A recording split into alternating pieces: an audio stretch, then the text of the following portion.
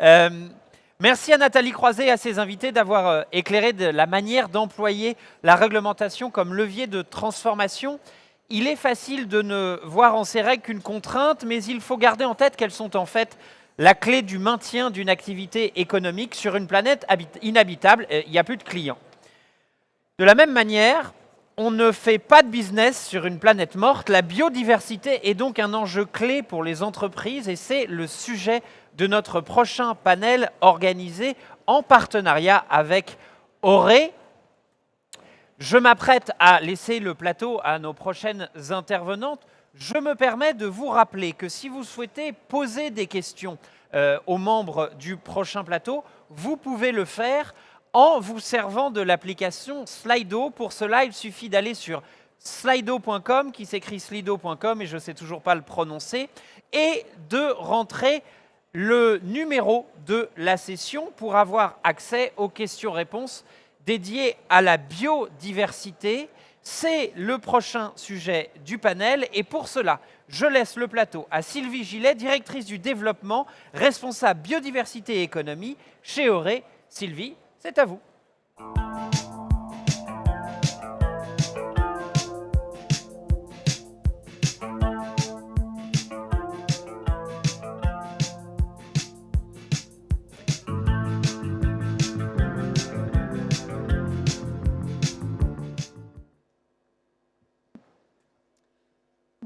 Bonjour à toutes et tous. Merci d'être là dans ce lieu exceptionnel qui essaie de concilier business et environnement. Je vais sans plus tarder appeler à la tribune nos chers intervenants, à savoir Patricia Gatti-Grégory, qui est directrice de l'environnement, de la décarbonation et de la RSE pour Bouygues Construction. Je vous demande de l'applaudir.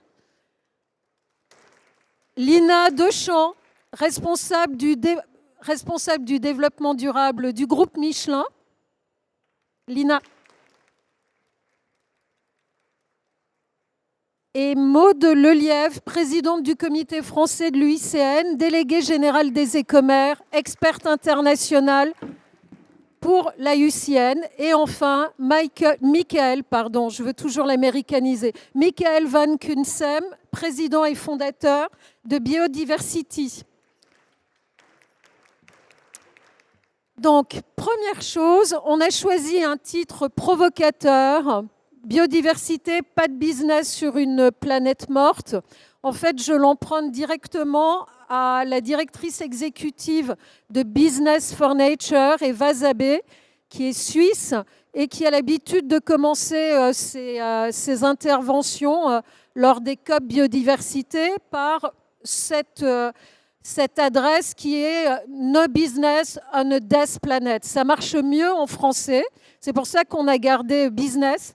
Et d'ailleurs, je fais ce petit clin d'œil à l'international, à une coalition internationale, parce que Auré, réseau français multi-acteurs, qui a plus de 30 ans, a effectivement cette capacité à réunir des acteurs engagés sur 3 thématiques, biodiversité et économie, reporting, RSE, ESG et économie circulaire. Notre déléguée générale et ambassadrice à l'économie circulaire. Et notre nouveau président, c'est Pierre-Yves Burlot, qui est le directeur développement durable de Séché.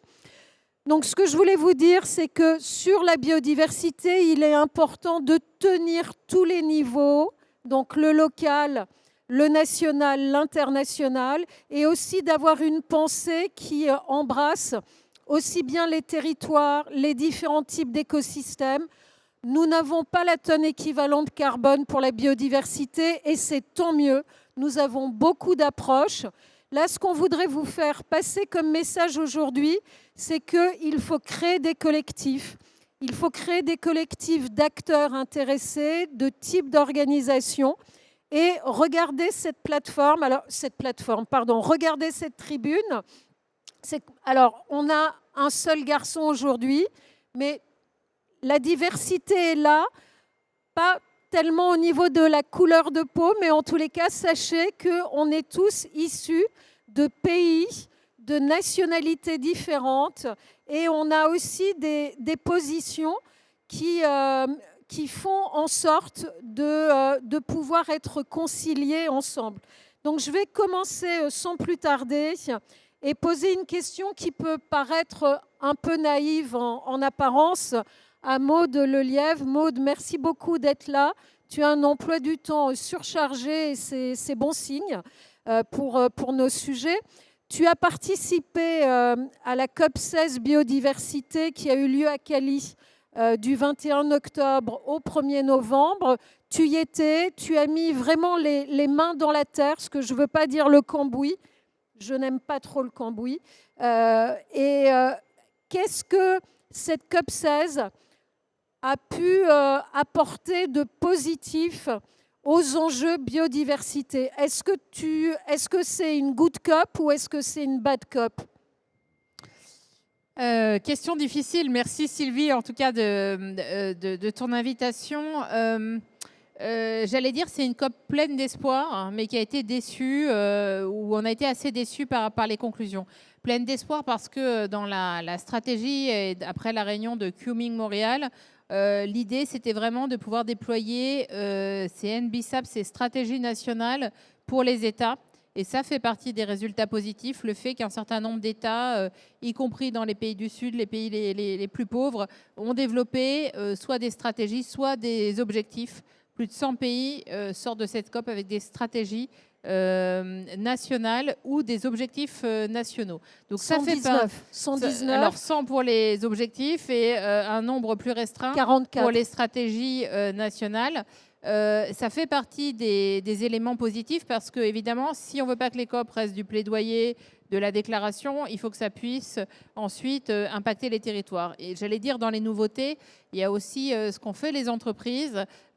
C'était une COP, j'allais dire, où le monde économique n'était pas forcément là pour regarder ou observer, mais pour un certain nombre, pour être partie prenante. Alors, moi, j'ai eu plus de chances de fréquenter les entreprises françaises ou celles qui ont des intérêts sur les territoires français, qui ont produit des documents intéressants. Je pense notamment à EDF, Decathlon, des entreprises aussi dans la stratégie du luxe et qui se sont aussi imposés ces plans stratégiques pour faire changer le cœur de l'activité et pas simplement faire de la RSE à l'ancienne.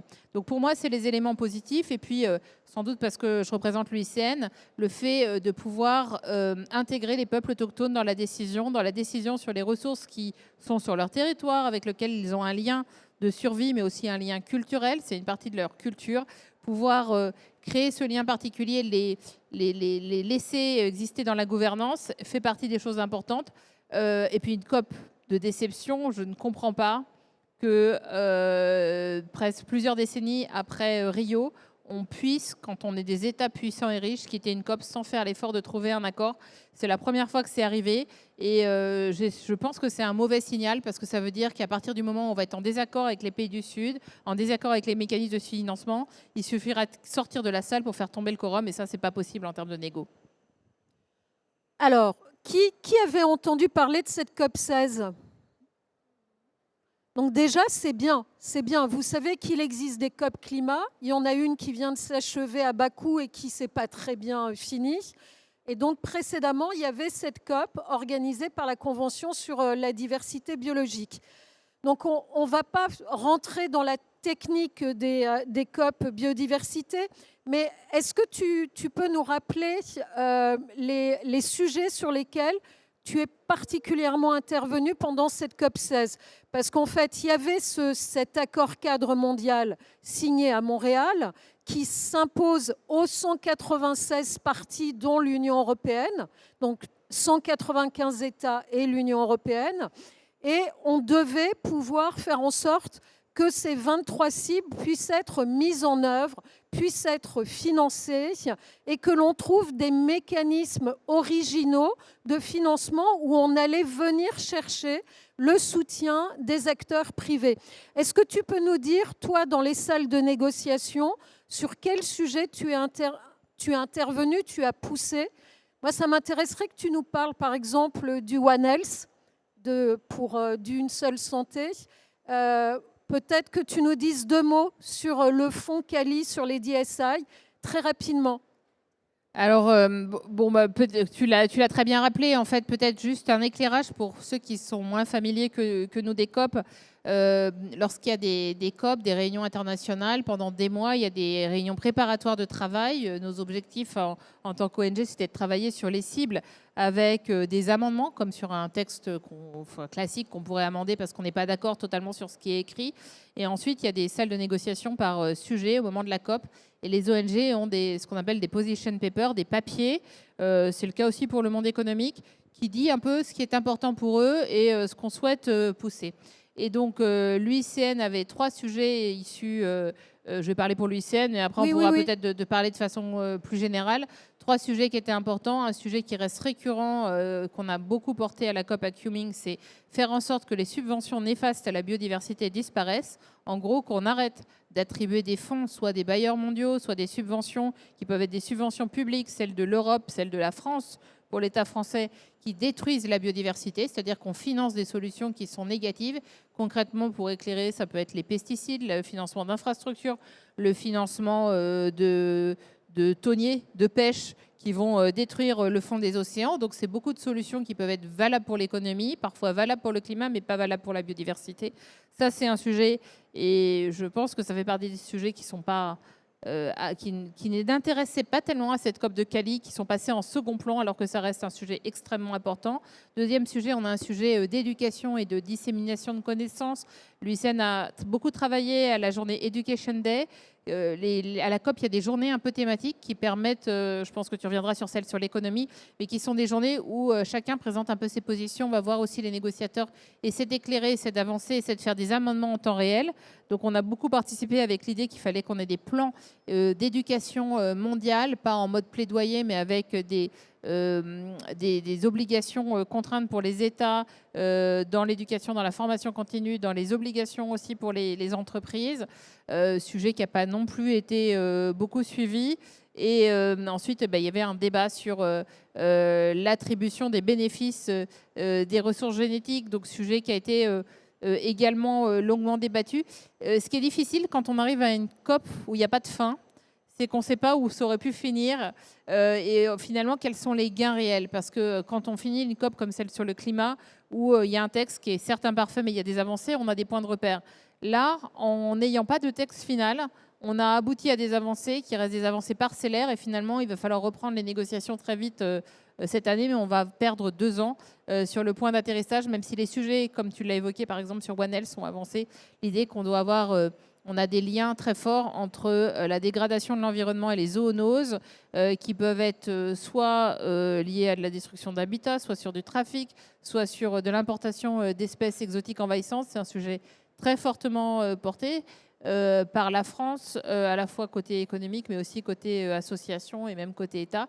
Et effectivement, nous, on va continuer à avancer parce qu'on a la chance d'avoir les chercheurs, les financements pour le faire, mais ça va être particulièrement dommageable pour les pays du Sud qui n'auront pas ces financements, parce qu'à un moment donné, je dirais peut-être là-dessus sur les financements, c'est qu'on trouve toujours facilement des financements, enfin entre guillemets, qu'on trouve toujours des financements pour les questions du carbone, et que pour la biodiversité, on est sur 10 fois, 100 fois, 1000 fois moins de demandes, on ne finance pas, et aujourd'hui, par rapport aux besoins qui ont été identifiés à Montréal pour les pays du Sud, on va financer 0,04% des besoins. Ça veut dire qu'il ne faudra pas s'étonner si dans 10 ans, on constate qu'on aura déforesté des forêts primaires, qu'on aura fait progresser le désert, perdu de la biodiversité, constaté l'extinction définitive des espèces. Un chiffre, l'UICN a constaté 400 disparitions définitives d'espèces en 10 ans. Donc c'est une accélération. C'est la liste rouge. Alors la liste rouge, en fait, on évolue, on finit par évaluer moins d'espèces qu'on peut en constater qui disparaissent. Donc ça fait quand même partie des sujets. C'est pas simplement pour préserver des petits insectes ou des espèces ou des écosystèmes. C'est vraiment notre survie et notre survie économique. Bon, merci Maude. Vous voyez que Maude est bien remontée. On va essayer de lui donner des raisons d'espérer. Il y avait effectivement beaucoup de représentants du business à cette COP 16, beaucoup plus que lors de la COP 15 et encore beaucoup plus que lors des précédentes COP. Les entreprises se sont réveillées et pas forcément toutes les entreprises qu'on aurait voulu voir à une COP 16, je le dis clairement. C'est-à-dire qu'il y a le lobby des phytosanitaires, des pétroliers qui ont fait le voyage à Cali.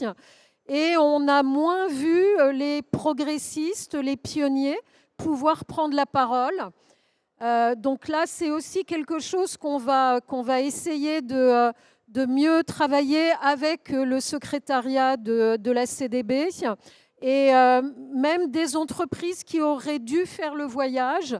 Et Bouygues et Michelin, les corporates n'y sont pas allés. Ils ont préféré envoyer des personnes qui étaient sur place parce que la Colombie, c'est aussi un pays qui était compliqué en termes de sécurité. Mais il y a quand même eu un moment formidable et si ça vous intéresse, je vous partagerai la vidéo sur la TV des Nations Unies où vous pourrez réécouter les forums thématiques, ceux dont parlait Maud. Et moi, je voudrais attirer votre attention sur 2 journées thématiques. Il y avait le forum Biodiversity, enfin Business and Biodiversity, organisé par l'organe Global Partnership for Business and Biodiversity, dont Auré est le point focal en France depuis 2013. Et vraiment, on a entendu des prises de parole très puissantes d'entreprises qui ont fait une sorte de retournement et de transformation de leur modèle d'activité. Ce ne sont pas seulement des mots. Et justement, là, je voudrais donner la parole d'abord à Lina Dechamps, puis à Patricia Gatti-Grégory, pour que je tutoie tout le monde. Je ne vais pas faire semblant de les vous voyez. Je voudrais en fait, Lina, que tu nous dises comment chez Michelin, qui est un groupe international, qui est connu pour ses pneus, ses guides, et peut-être d'autres business encore plus innovants, je voudrais que tu me dises comment, à l'échelle d'une entreprise, on peut prendre en compte la biodiversité. Comment une biodiversité qui ne se laisse pas réduire à une approche, à une métrique. Comment vous vous êtes débrouillé pour travailler sur l'amont de votre chaîne de valeur? Parce que c'est là que vous avez le plus d'impact. Merci Lina. Oui, merci Sylvie, merci pour l'invitation. Bonjour à tous. Oui, en fait, comme tu le dis, la biodiversité n'est pas un enjeu très facile à appréhender par les entreprises. Pourquoi? Parce que d'une part, il faut savoir où sont les impacts, où sont nos dépendances, de quoi on dépend et pourquoi la biodiversité est importante. Et ce n'est pas toujours évident quand les yeux sont plutôt fixés sur des sujets comme le climat et qui, finalement, beaucoup de moyens sont consacrés à cet enjeu-là. Mais la première chose qu'il faut faire, en effet, c'est identifier où sont ces dépendances. Une fois qu'on identifie la dépendance, il faut savoir aussi comment pouvoir mettre en place des actions pour pouvoir réduire les impacts au maximum. Mais ce n'est pas toujours évident puisque les dépendances ne sont pas toujours directes. Donc pour Michelin, sa dépendance principale, c'est la chaîne des valeurs liée au caoutchouc naturel. Le caoutchouc naturel, comme vous le savez ou peut-être pas, c'est une matière première qui provient donc de la terre. Donc on occupe de la terre pour produire du caoutchouc naturel et on dépend de cette matière-là. 21% de nos consommations de matières premières, c'est du caoutchouc naturel. Et on met 200 matériaux différents dans un pneumatique. Ce qui veut dire que sa part est très importante.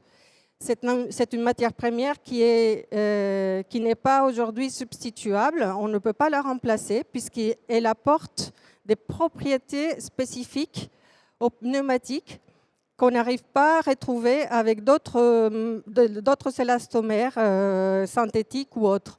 Ce qui fait que notre dépendance est très très forte à cette matière-là.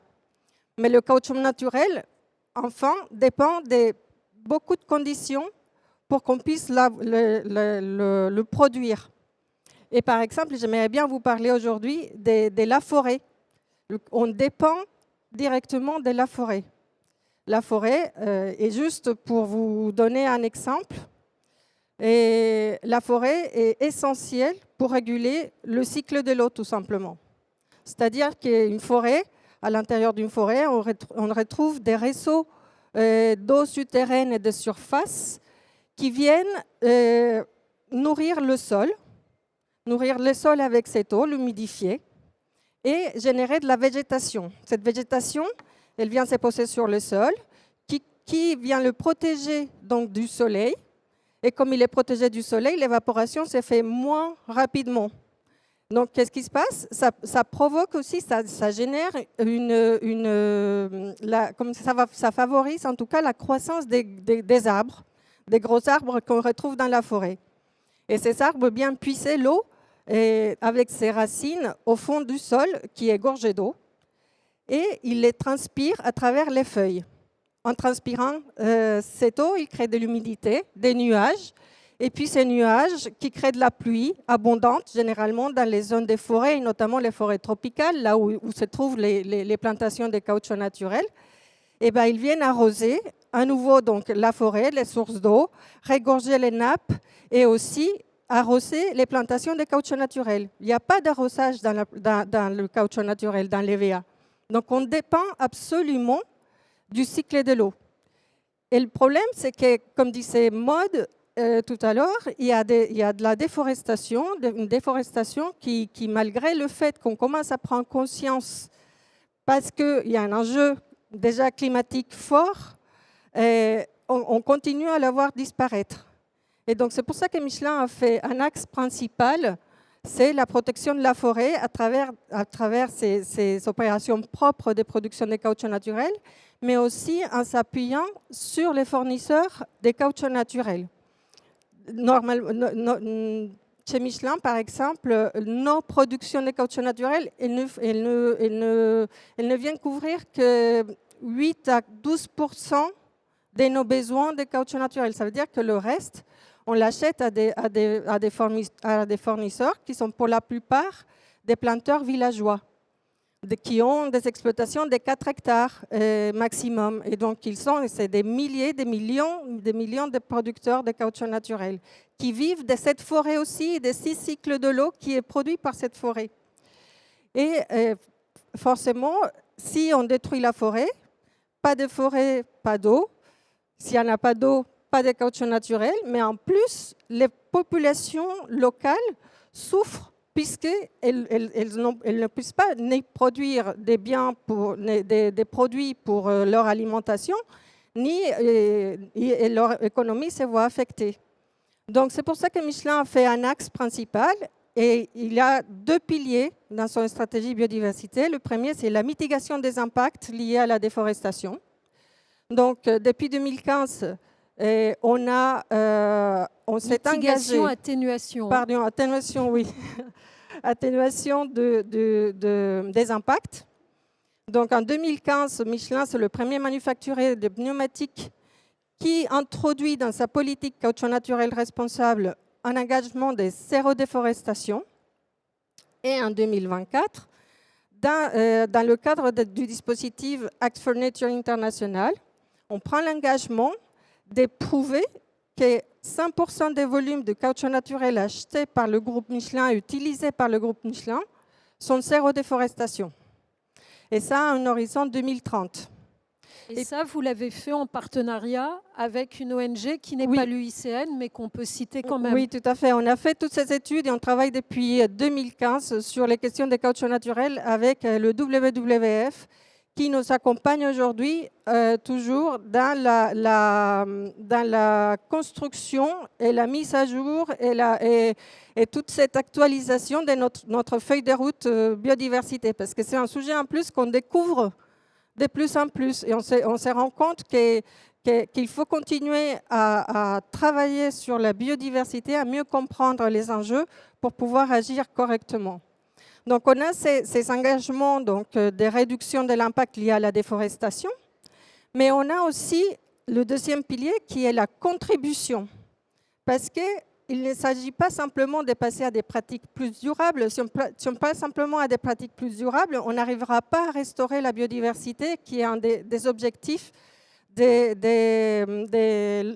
Global Biodiversity Framework, donc le cadre mondial pour la biodiversité, et qui cherche justement à retrouver un niveau de biodiversité à 2050 qui soit beaucoup plus régénéré que celui qui est aujourd'hui.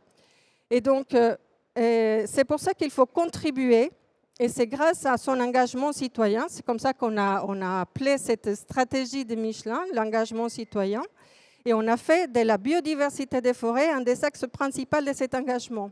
Et donc, on finance des projets, notamment par exemple en Amazonie, des projets qui permettent de payer pour des services écosystémiques, ce qu'on appelle les PES aujourd'hui. PSE. En PSE, français. pardon. PSE, oui. Et là, c'est du caoutchouc sauvage, naturel. Tout à fait. Donc, c'est plus ce caoutchouc qu'on trouve dans les pneus. Non, oui, en fait, ce qui se passe, c'est que soit il y a des plantations, soit il y a des arbres de caoutchouc naturel, des VA, qui poussent dans les forêts, et notamment dans la forêt amazonienne, d'où originaire les VA. Et il y a des communautés qui vivent de l'exploitation de ces caoutchoucs naturels sauvages. Ça veut dire qu'ils ne vont pas planter, ils ne vont pas déforester, ils vont simplement cueillir les fruits qui leur donnent la forêt. Saigner, je dis cueillir parce qu'il y a d'autres fruits, il n'y a pas que le caoutchouc naturel, mais en effet, on saigne les arbres pour obtenir le latex et pouvoir faire après du pneu. Mais ce qui est important ici, c'est que le but de ces projets, c'est déjà de permettre aux populations autochtones qui vivent de la forêt de rester dans la forêt et de ne pas migrer vers les villes pour chercher des revenus. Donc, en fait, ces projets, ils touchent environ, aujourd'hui, 300 familles. L'idée, c'est d'arriver à peu près à 1500 familles d'ici 4 ans. Et c'est un projet qui est réalisé avec le WWF également. Et l'idée, c'est de pouvoir payer donc, un premium, donc un prix supplémentaire, un coût supplémentaire à ces communautés pour qu'ils protègent la forêt. Puisqu'ils vivent de la forêt, ils doivent la protéger contre la déforestation qui est générée par l'agriculture, par la minerie sauvage, illégale, etc. Donc ça fait partie des axes. Et l'autre axe, c'est la recherche en biodiversité. Ça, tu nous le raconteras à une autre occasion. En tous les Bien cas, sûr. merci beaucoup Lina pour ce voyage dans les forêts. Et là, je voudrais me retourner vers Patricia pour que tu me dises et que tu casses l'a priori que l'on a sur un groupe qui s'appelle Bouygues Construction. On a tous en tête les fameux pavillons Bouygues et je suis sûre que vous voudriez tuer cette image et ce stéréotype de Bouygues. Et alors justement, comment le tuer et comment mettre le vivant dans les projets d'aménagement? Comment tuer le stéréotype, pas comment tuer le vivant, hein. Tu auras compris. Mais merci beaucoup Sylvie et merci à vous tous pour être là à nous écouter. On a beaucoup évolué depuis l'époque, hein, et parce qu'on évolué nos clients aussi, parce qu'on construit, on est une entreprise générale de construction et on construit des produits, des projets que le client nous demande. Et là, c'est le sujet important où je veux vous amener aux clients. Parce que dans l'entreprise, on a toute la compétence pour accompagner nos clients vers l'introduction de la biodiversité comme donnée d'entrée dans les projets. Donnée d'entrée, ça veut dire que ce n'est pas un surcoût à la fin, donc ça c'est déjà très important. Et dans les projets qui peuvent être de logements ou hôpitaux ou infrastructures, de la transition écologique aux mobilités, etc. Et le problème, c'est que le client introduit les enjeux de la biodiversité dans ses projets par deux facteurs. Alors, soit c'est la réglementation qui l'impose, soit parce qu'il a d'intérêt économique. Alors, nous, on est dans 60 pays dans le monde. Il y a des pays où il y a de la réglementation qui impose et encore pas toujours respectée. Il y a des pays où il n'y a pas ça. Donc, le sujet de la plus-value qu'on peut faire en vendant la biodiversité est très important. Et c'est ça que je voulais développer avec vous, ce raisonnement qu'on fait en interne, qui nous est très utile pour prendre en compte la biodiversité comme donnée d'entrée dans les projets. Donc, il y a un philosophe, qui c'est Baptiste Morisot, qui dit que, en fait, la crise écologique qu'on est en train de vivre, elle est due à la crise qu'on a, nous les humains, avec la nature, au fossé qu'on a creusé.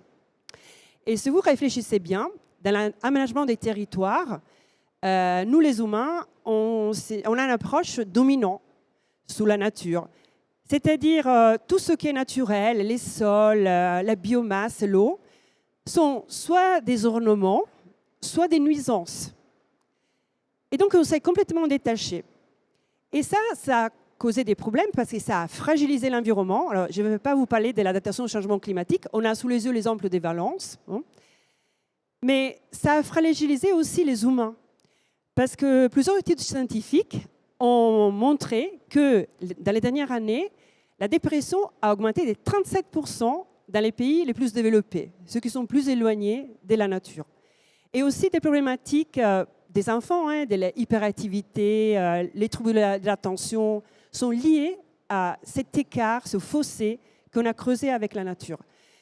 Donc quand on parle de biodiversité, ce n'est pas les animaux, c'est pas on demande de dépenser de l'argent pour sauver une espèce de crapaud. On est en train de parler de nous, de la viabilité de notre futur, de notre bien-être mental. Et on sait bien que la santé mentale, c'est une cause principale en 2025 pour notre gouvernement.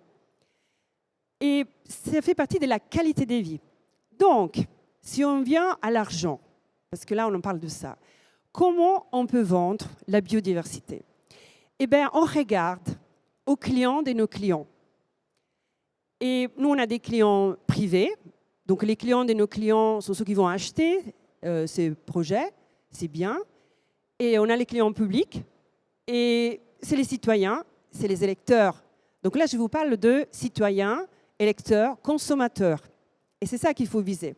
Et c'est là qu'on va faire la plus-value sur le sujet de la qualité de vie et du bien-être. C'est seulement là qu'on peut dire, voilà, on va vendre un projet. Oui, ça coûte plus cher, mais bon, c'est pas un surcoût, c'est dans les données d'entrée parce que c'est un élément important pour valoriser mon projet. Et il y a des solutions qui existent pour emballer tout ça et donner du sens. Alors, il y a toute une tendance d'urbanisme écologique où il y a différents niveaux de maturité, d'intégration des sujets du vivant. On a la ville ou territoire, on peut dire, vivable, la ville et territoire durable et la ville et territoire régénératif. Et c'est là que je veux vous amener. Parce que vivable, c'est quand, plusieurs villes le font, on plante des arbres, c'est beau, c'est la fraîcheur, c'est joli, on gère l'eau, oui, parce que parfois c'est gênant quand il pleut beaucoup. On passe à la ville durable. On commence à prendre en compte la biodiversité. C'est pas bien planter des arbres qui ont de l'herbe, j'imagine les tramways, vous savez, où on met de l'herbe en pensant que c'est écologique, c'est tout vert, c'est tout beau. Et après, c'est de l'herbe du golf, des terrains de golf, et donc il faut beaucoup d'eau pour l'arroser. Et là, quand c'est la ville durable, on met des espèces qui peuvent vivre dans les climats, dans les conditions météorologiques locales, des espèces locales, autochtones, qu'elles arrivent à se régénérer toutes seules. Donc c'est quelque chose en plus. Mais quand on parle de villes régénératives, territoire régénératif, là, c'est le complexe de l'homme, l'humain, avec la nature. Et le territoire, la ville, devient un organisme. Et on étudie son métabolisme, les flux d'énergie, matériaux entrants, sortants, et on regarde dans l'ensemble. Et on considère l'humain comme partie prenante de la biodiversité. Nous, on en fait partie, et il faut arrêter de la considérer à côté comme quelque chose qui est en dépense, c'est en plus c'est joli, c'est toujours avec ce regard de ornement. Donc là, pour avancer avec le sujet des villes régénératives, c'est une plus-value pour tout le monde, pour le client public, pour le client privé, il faut travailler ensemble. Et c'est pour ça que nous, par exemple, on fait des comités avec les différents acteurs du territoire. On a des observatoires des usages, parce que parmi les sujets pour lutter contre l'imperméabilisation, il y a aussi l'optimisation et la réflexion sur les usages dans le temps et dans l'espace, par exemple. Et on interroge les citoyens. On va au client final, on va dire, les tendances. Et c'est avec ça, avec toutes ces études, ces réflexions, qu'on amène notre client principal à mettre l'argent, les financeurs à mettre l'argent.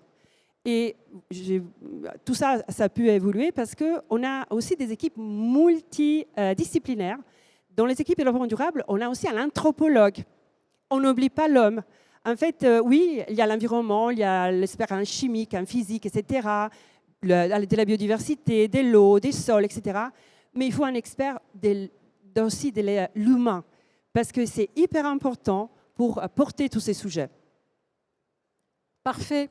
Ça fait du bien d'entendre des personnes aussi engagées et qui ont une vision pluridisciplinaire et qui vraiment embarquent leur organisation. Quand vous avez Patricia comme manager, je suppose que vous devez relever de temps en temps votre œil d'un tableau CSRD ou d'un reporting bête et méchant. Et en fait, il faut avoir une vision, cette notion d'économie régénérative qui, en ce moment, fait couler beaucoup d'encre. Certains même nous alertent sur le fait qu'on va faire du regen washing. Avoir une vision aussi puissante, ça nous guide. C'est une bonne étoile polaire. Je veux dire, on veut faire mieux que restaurer. On veut faire mieux que réparer. Et surtout, on veut sortir de cette logique de la compensation. On veut réinventer et reconnecter humains et non-humains.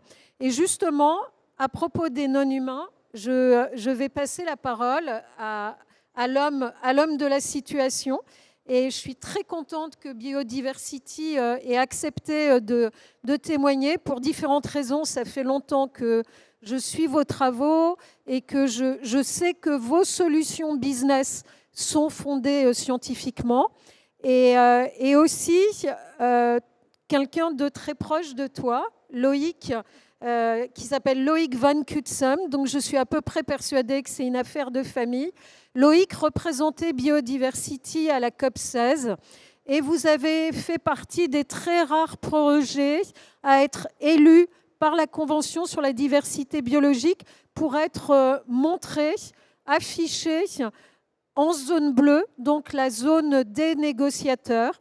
Donc, raconte-nous un peu ce que tu as raconté, Loïc, mais surtout, dis-nous quelles sont les solutions à disposition des acteurs économiques pour intégrer la biodiversité dans leur modèle d'activité. Et donc abeille. Et un peu d'abeille, oui. Merci Sylvie pour l'intro et l'invitation. De fait, moi je suis fondateur de Biodiversity. On a créé Biodiversity il y a 10 ans, avec un peu plus de 10 ans maintenant, avec la croyance qu'on pouvait créer de la valeur avec la biodiversité pour les entreprises, les pouvoirs publics et autres. Il y a 10 ans, c'était plutôt une matière qui était traitée par les ONG et les pouvoirs publics. Et je trouve qu'un des grands enseignements de cette COP, c'est qu'il y avait énormément de porteurs de solutions. Et ce qui, moi, me donne beaucoup d'optimisme, c'est de voir que depuis 2 ans, on voit des consultants qui s'intéressent au sujet, mais surtout, on voit plein de startups et plein de porteurs de solutions. Et je pense qu'en combinant la technologie, l'innovation et autres, on va pouvoir aller plus vite sur des solutions et la régénération de la biodiversité. Alors, je vais vous parler un peu des solutions parce que c'est vrai que pour les entreprises, quand on parle de biodiversité, ce que j'entends souvent, c'est que c'est un sujet complexe et on ne sait pas trop comment l'appréhender. C'est vrai, le carbone, il y a une sorte de score, tout ça, on connaît un peu mieux. Donc, c'est un peu plus simple. Et le message que j'ai envie de vous partager, c'est de dire que ça se simplifie de plus en plus. On a parlé de la chaîne de valeur. Il y a aujourd'hui des outils open source qui vous permettent, avec votre code d'activité, le code NAS par exemple, de voir assez rapidement quelles sont les parties de vos activités qui ont un impact important sur la biodiversité, sur l'eau, etc., ou à quel niveau vous avez des dépendances importantes. Et donc là où avant c'était très complexe, ça devient de plus en plus simple d'avoir en tout cas une première vision sur les impacts et les dépendances que vous pouvez avoir en tant qu'entreprise. Et puis le deuxième niveau, c'est l'échelle des sites. On en a parlé. À l'échelle des sites, on le fait moins au niveau carbone. La biodiversité, c'est très local, donc il faut regarder les sites. Et à l'époque, quand on a commencé, la méthode traditionnelle, c'était d'envoyer des écologues sur site et qui allaient observer votre site et regarder les espèces et autres. Et donc ça coûtait relativement cher, évidemment, d'envoyer des écologues sur les sites. Aujourd'hui, ça change complètement. La première chose, c'est que on vous dit les indicateurs et les mesures que vous devez faire sont plus nécessairement à l'échelle des espèces, mais c'est par exemple à l'échelle des écosystèmes et des changements d'écosystèmes. Et donc, pour prioriser vos sites, vous pouvez commencer à regarder des données un peu plus méta à l'échelle des écosystèmes. Et c'est combiné en fait à l'évolution aujourd'hui de tout ce qui est images satellitaires, et donc le fait que ces images deviennent de plus en plus accessibles, et à l'intelligence artificielle. Et donc il y a des plateformes aujourd'hui qui vous permettent de plus en plus de faire une priorisation de vos sites en regardant les habitats, les écosystèmes que vous pourriez impacter. Et pour donner un exemple, nous on a développé une plateforme comme ça, on a fait un travail pour le grand distributeur de gaz en Italie. On est parti de 6000 sites et on a réduit ça à 50 sites, une liste de 50 sites qui étaient potentiellement des sites à impact important. Ensuite, le deuxième niveau, c'est qu'il faut aller travailler sur son site. Il faut aller travailler, il faut aller réduire les effets de pression ou avoir des impacts positifs. Et là, il y a de plus en plus de solutions qu'on peut implémenter à l'échelle d'un site. Donc, il y a de l'imagerie avec les drones, il y a l'acoustique, il y a de l'ADN environnemental. Donc, il y a plein de solutions maintenant pour voilà, analyser, monitorer vos sites à l'échelle. Je vais vous parler d'une ou deux solutions que nous on a créées, de fait liées à l'abeille. Donc, on a une solution qui s'appelle le biomonitoring. Et nous, on s'est rendu compte qu'il y avait beaucoup d'acteurs qui avaient besoin de données tant de biodiversité que de polluants industriels ou polluants agricoles, qui pouvaient avoir un effet de pression sur la biodiversité, mais sur l'eau, par exemple, sur les captages d'eau et autres. Et on s'est rendu compte que l'abeille était la meilleure solution. Pourquoi? Parce que l'abeille va jusqu'à 1,5 km en moyenne pour se nourrir. Donc, elle couvre un cercle circulaire de 700 hectares. Et elle visite des milliards de fleurs dont elle prennent un peu de pollen. Et elle ramène ce pollen, donc on a développé un dispositif qui collecte un peu de ce pollen quotidiennement.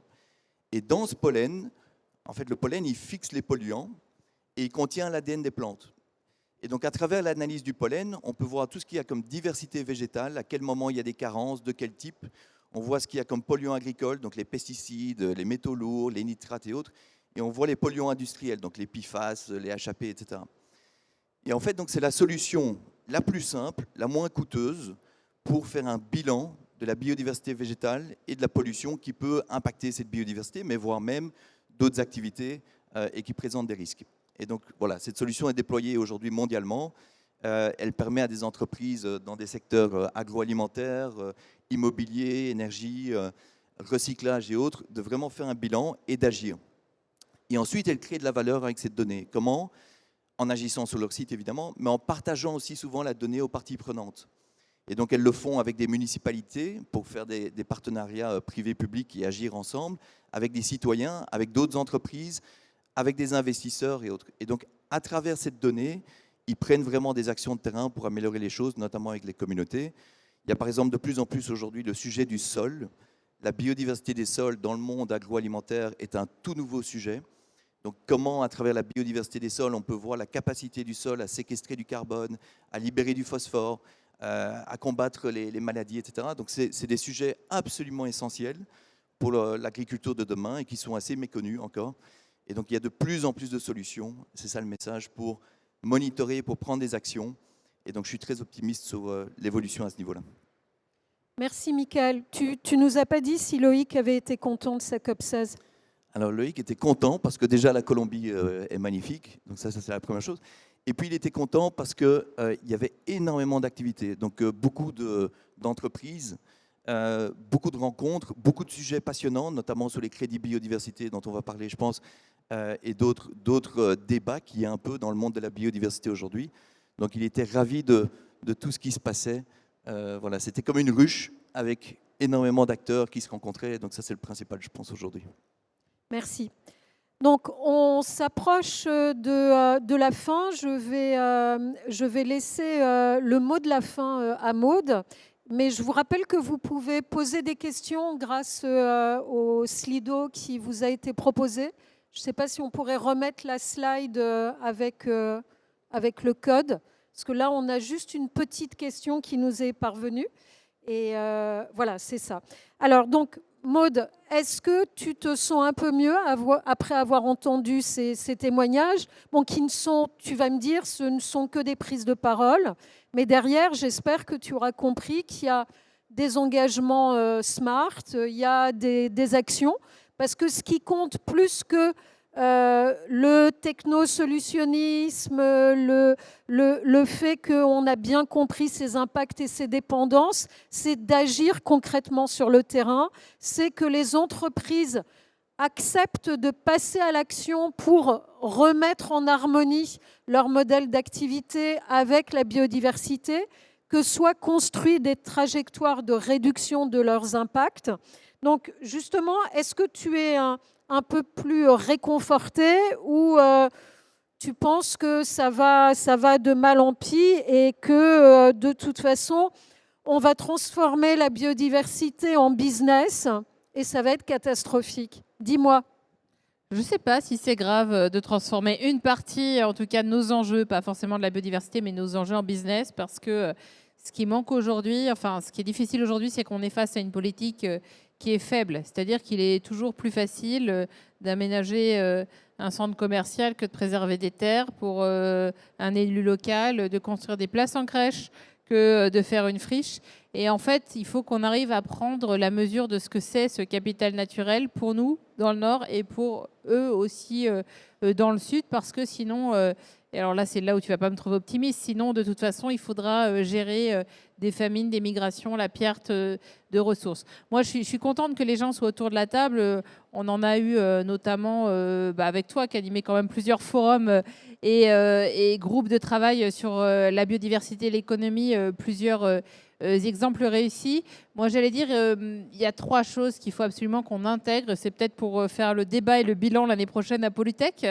Mais il faut mettre la biodiversité au cœur de l'impact. Ça, c'est absolument essentiel. Et on aurait moins de débats sur la RSE si on arrêtait de mettre des couverts en bambou dans des avions au lieu de fermer définitivement les lignes qui transportent du trafic. Je ne vise aucune compagnie française. Avoir une méthodologie concrète comme priorité, un peu comme ce dont nous ont parlé nos interlocuteurs sur cette table ronde, c'est-à-dire se dire qu'on ne va pas faire du plaidoyer, des grands rapports, faire plaisir aux CEO, mais au contraire se dire que sur le cœur de l'activité, on a des modèles et des transformations à faire, et c'est plus important d'avoir l'intégration de la biodiversité dans la planification de Bouygues que de faire des tribunes dans le monde, et 3, d'avoir des sujets mobilisateurs qui sont créateurs de valeur. Et moi, je crois qu'aujourd'hui, les gens qui travaillent dans les entreprises, comme ceux qui, demain, peut-être dans cette salle, vont s'engager aussi dans le monde professionnel, ont envie de participer à quelque chose. Et on voit que les grandes entreprises qui ne sont pas vertueuses n'ont plus forcément la cote auprès des jeunes étudiants qui n'ont pas forcément envie de les rejoindre.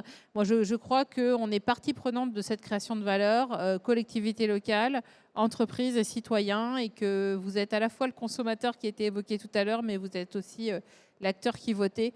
Donc, c'est absolument essentiel. Donc oui, moi, je suis positif de l'intégration de l'économie.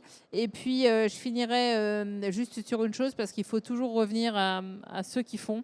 Si tu m'accordes encore quelques secondes, à la citation, à la pensée de Jack Macmillan, qui est un spécialiste américain des oiseaux, et qui disait qu'il fallait sauver les condors, non pas pour les condors eux-mêmes, mais parce que en les sauvant, on va développer des qualités humaines qui vont nous permettre de nous sauver nous-mêmes. Et donc, je pense que c'est aussi valable pour le monde de l'entreprise. Merci beaucoup, Maude. Juste avant de vous passer la parole, si ces échanges vous ont inspiré, si vous voulez en savoir plus, Auré, soutenu par l'Office français de la biodiversité et le ministère de l'Environnement, et avec le soutien d'un comité de 24 organisations, dont le comité français de l'UICN, et des vraies entreprises comme Michelin et bien d'autres, donc 22 autres. Si vous tapez sur votre moteur de recherche favori qui plante des arbres, si vous faites plateforme entreprise biodiversité, vous allez tomber sur la plateforme des plateformes, un centre de ressources, une gare centrale qui vous permettra vraiment en fonction de qui vous êtes, en tant qu'entreprise, qui vous êtes, dans quel secteur vous œuvrez, quel type de questions vous vous posez, et la taille, ou si vous êtes débutant, si vous êtes initié, vous allez pouvoir retrouver une boîte à outils. Et une boîte à outils, des ressources, on va retrouver tout ce que fait Biodiversity. Et voilà, allez voyager sur cette plateforme. Et surtout, n'oubliez pas de sortir en plein air. Sortez des congrès, sortez des réunions et baladez-vous dans la vraie nature.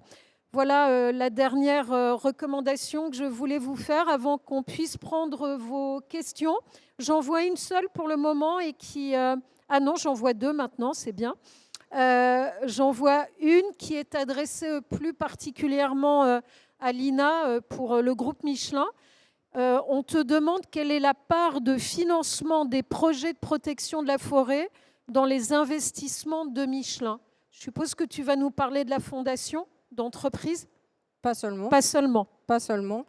Alors, je n'ai pas exactement la part des investissements, mais je peux vous dire que c'est pas négligeable. Vous dire que ça se compte en millions d'euros, parce que plusieurs millions d'euros, parce que Michelin, donc comme je vous disais, on a donc deux piliers dans la stratégie biodiversité. Dans son pilier des atténuations des impacts, on a des projets de restauration de la forêt et dans nos opérations propres de production de caoutchouc naturel, notamment au Brésil, dans la forêt atlantique à Bahia, où on a une réserve naturelle qui compte aujourd'hui environ 3 900 hectares, qui a été établie depuis 20 ans maintenant, et qui protège une biodiversité qui est extrêmement riche et extrêmement endémique. Donc, dans ces 3 900 hectares, on a des projets, donc des restaurations qui coûtent cher et qui sont des projets qui prennent beaucoup de temps, parce que restaurer, ce n'est pas simplement planter des arbres. Restaurer la forêt, c'est planter les bons espèces d'arbres à l'intérieur de cette forêt qui vont faire que les animaux vont revenir, puisqu'ils vont être source de nourriture. Et puis surtout, ce qu'il faut savoir, c'est que dans un programme de restauration, il y a de la mortalité. Ça veut dire que c'est pas parce qu'on plante un arbre qu'il va grandir et qu'il va venir restaurer la forêt. Non, il y a des problèmes de mortalité des arbres. Aujourd'hui, on arrive quand même à avoir plutôt un bon succès. On arrive à avoir 70% des arbres qui restent, qui sont vivants dans cette forêt. On est en train de rétablir les couloirs de biodiversité, ça veut dire en train de reconnecter des morceaux de forêt qui avaient été fragmentés par des productions de caoutchouc naturel par le passé ou par d'autres cultures. Et donc, on est en train de recréer les couloirs afin de faire en sorte que les animaux reviennent, parce que ce sont les animaux, finalement, qui vont nous aider aussi à restaurer la forêt, puisque c'est eux qui ramassent les graines et qui vont les poser un peu à droite, à gauche, et qui vont faire ce qu'on appelle la restauration passive ou la restauration naturelle. Donc, je ne vais pas arrêter Lina qui nous a ramenés en forêt alors qu'on lui demandait les sous et si les investissements étaient à la hauteur. Oui. Mais en plus, on a aussi des projets en Indonésie aussi, dans nos opérations propres. Et puis aussi, je ne vais pas monopoliser la parole, mais à travers la Fondation Michelin, comme je vous disais tout à l'heure, on finance également des projets de restauration, mais aussi des recherches sur la biodiversité. Parce qu'aujourd'hui, on ne connaît qu'un pourcentage infime de toute la richesse qu'il y a en termes de biodiversité. On connaît très peu sur tout le fonctionnement des services écosystémiques et de tous les services que finalement la biodiversité nous rend. Et donc, un des axes, c'est également la recherche. Donc voilà, mais je ne peux pas vous dire exactement quel est le pourcentage, mais je peux vous dire que ça se compte en 1 million d'euros. En sachant qu'il y a une cible 19 parmi les 23 cibles de la Convention sur la diversité biologique, le nouvel accord cadre mondial. Et on a prévu d'ici 2030 d'être à 200 milliards d'investissements par an. Et on n'y est pas du tout. Donc voilà, c'était la note. Avant de poser une question à Maude, Patricia, tu voudrais rajouter quelque chose ou pas par rapport à ce qu'on vient de se dire? c'est par rapport au fait vraiment que les entreprises sont très engagées sur le sujet parce que parfois on stigmatise les entreprises. En fait, vous savez, il y a le fameux triangle de l'action, de l'inaction. C'est les institutions, les entreprises, les citoyens. Et donc, il faut vraiment souligner le fait qu'il faut qu'on travaille ensemble et qu'il n'y a pas que les entreprises, il n'y a pas que les États, il y a nous, les citoyens, et on a une puissance immense parce qu'on est des consommateurs, hein, des électeurs. Là, il ne faut pas l'oublier. Parmi les trois, peut-être ceux qu'on a le plus de puissance. Donc, vraiment, il faut la mettre en œuvre et aider en fait les industriels, les entreprises, parce que nous, qui on est dedans, on a toute envie et la volonté et la passion de porter les sujets. Voilà. Merci Patricia. On va finir par une question qui a été posée, qui te demande des précisions sur cette notion de solution fondée sur la nature. Ça tombe bien parce que le comité français de l'UICN a été à l'origine d'un standard qui nous fait tous bien travailler. C'est le standard des Nature-Based Solutions. Est-ce que tu peux nous en dire quelques mots ? Je crois qu'en fait, Lina nous l'a imagé avant en forêt, c'est-à-dire que l'idée que on ne repose pas sur le tout technologie, mais on s'inspire de la nature à la fois pour trouver des solutions, mais aussi pour éviter les catastrophes de demain. Alors concrètement, parce que dit comme ça fait un peu techno, c'est pour éviter Valence, au lieu de construire des digues partout et des bâtiments qu'on va isoler contre les possibles inondations, on essaie de reméandrer les cours d'eau, c'est-à-dire leur faire retrouver leur lit naturel. Pour éviter des inondations, et puis on peut l'appliquer à l'ensemble des domaines. On a longtemps souvent cru, notamment à travers le climat, qu'on allait trouver des solutions magiques dans la technologie. Ce n'est pas forcément le cas. Et ce que plaide l'UICN, c'est repenser, se réinspirer de la nature, à la fois pour trouver des solutions, mais aussi pour avoir des solutions low cost, applicables et durables. Un exemple peut-être dernier pour illustrer, c'est que demain, et on en a tous conscience, le réchauffement climatique et ses conséquences font que les villes, et les grandes villes notamment, seront de plus en plus chaudes. Il y a deux options de développement. La première qui est de mettre des climatiseurs dans tous les bâtiments et de se dire que finalement seuls certains pays, certaines populations pourront en profiter. La solution inverse, c'est de se dire qu'on va planter des arbres, créer de l'humidité, avoir des villes éponges qui captent l'eau mais peuvent aussi la restituer, avoir des sols qui captent moins la chaleur, et qu'on aura des villes moins chaudes avec un ensemble de solutions. Alors c'est moins rapide, c'est sans doute moins simple et ça génère peut-être parfois moins de business, mais en tout cas c'est plus durable. Merci beaucoup. Rapidement, parce qu'on va devoir laisser la place. 30 secondes sur les solutions de la nature et aussi les solutions que l'homme a mis en œuvre depuis des milliers d'années. Parce qu'au sujet de la clim, nous, on propose aussi des bâtiments qui n'ont pas de clim, parce qu'on construit des bâtiments dans des pays qui sont très chauds, où il n'y a pas la clim, et on arrive à vivre dedans. Donc, c'est observer ce que les hommes ont fait depuis des milliers d'années dans des pays où il y a des conditions extrêmes, et observer la nature, et on trouve les solutions, et sont souvent low tech et low cost, tout ça. Merci. Donc, du biomimétisme, l'observation de la nature et le rétablissement et la reconnexion des liens humains, non humains. Et faisons une meilleure harmonie entre tous ces sujets qui sont reliés. Je vous remercie beaucoup pour votre attention. Vous aviez l'air très studieux. J'espère qu'on continuera ensemble à avancer vers des mondes plus durables. Merci.